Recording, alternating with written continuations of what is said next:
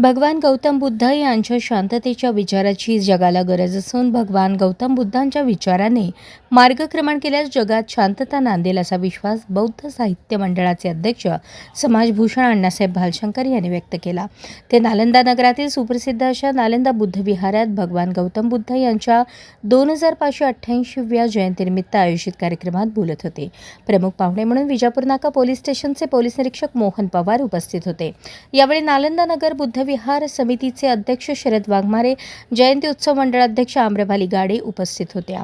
कार्यक्रमाच्या सुरुवातीस प्रमुख पाहुणे आणि मान्यवरांच्या हस्ते गौतम बुद्धांच्या मूर्तीसमोर पुष्प अर्पण करण्यात आले। तसेच डॉक्टर बाबासाहेब आंबेडकर यांच्या प्रतिमेस पुष्पहार अर्पण करण्यात आला। प्रमुख पाहुण्यांच्या स्वागतानंतर मोहन पवार यांनी आपले मनोगत व्यक्त केले। ते म्हणाले, माणसाचा राग हा फक्त 9 सेकंदाचा असतो। 9 सेकंद शांत राहिले तर पुढे घडणारा अनर्थ टळू शकतो।